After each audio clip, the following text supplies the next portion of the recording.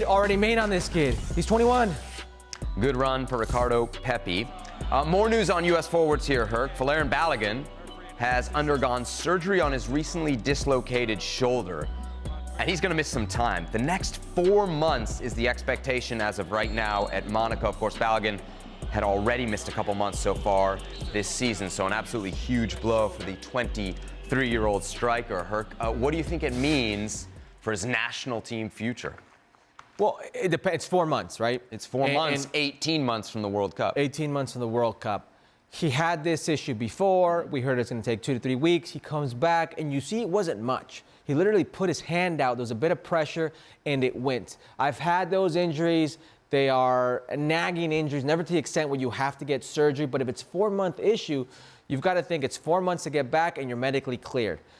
Then when will we see you on the field? When will you be fit enough? Will your spot be guaranteed at your club? What's going to be happening at the national team dynamic where you get a chance to perform? Because right now, Ricardo Pepi's on a tear. Ricardo Pepi doesn't seem to be slowing down or giving anybody an opportunity when it comes to the national team. All that Mauricio Pochettino knows is Ricardo Pepi is my guy, because when he's played for me, he has scored goals.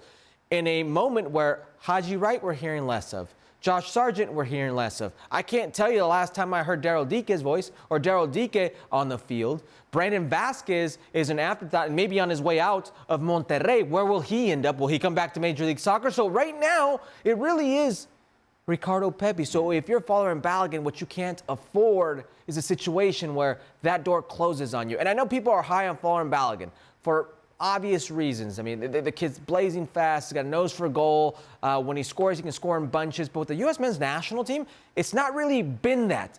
He had one shiny moment, Copa America, one of the bright spots in Copa America with a golazo, left-footed golazo. But can you think of any more Folarin Balogun moments with the U.S. men's national team? That's an issue. If you're Folarin Balogun, you've got to come out 4 months, hit the ground running, and when you get an opportunity with the U.S. men's national team, make the most of it, because that door can be closing. So I think that would be my worry with Balogun here. I mean, if you look at the other guys in the pool right now, to your point, Ricardo Pepi, like no doubt ahead of him. But if you look at other guys like Josh Sargent, Haji Wright, I feel like those guys are much more likely to catch fire where they are than he is, even healthy at Monaco. You know, he's never really caught fire there. He's played 40-some games for them. He's got like 11 goals. That's 1 goal every 4 games.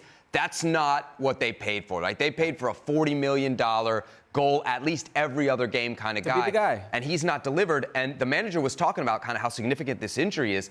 They're talking about maybe potentially going out and getting a player like Kolo Muani to come in. Wow. And I mean, if that's the competition they're thinking about bringing in, I mean, I wonder if he's ever going to play at a place like Monaco, and certainly in a place or in a manner where he's playing consistently and able to build himself back into a competitive role for the national team. And if you think about Herc, and I think why this is a topic on this show, if you think about what this player was supposed to be, of course. When we were talking dual nat recruitment, and when we had he was at Arsenal before he went to Monaco, and the guys down in Florida were, you know, watching where the grass was, and people were penciling him in, maybe even sharpening him in as a starting 9 for the 2026 World Cup. And I've said this on this show before. At this rate, maybe you can take 4 strikers, but if the manager's only going to take 3. I think his spot for 2026 is in serious jeopardy right now. Well, if you're not healthy enough to perform or show how good you are, it's always in jeopardy, Seb. And that's a reality. And what you're saying about... But you would have never thought that with this guy, that the amount of hype that was around him when he first walked into the pool. You would have never thought that. I told you it was always a race. I told you it was always a competition. It was such a position of need, and his resume was so much stronger than everybody else's, Herc. Once again, the good Lord and the time have proven me right. Mm-hmm. I have come here before you and told you what was going to happen, and it is unfolding before our very eyes. Mm-hmm. I didn't anticipate an injury. I just told you it was going to be a wide-open race. And it's still today a wide-open race, which may be, in the eyes of U.S. men's national team fans, not a good thing, that we still don't have a concrete in-and-out striker on this national team.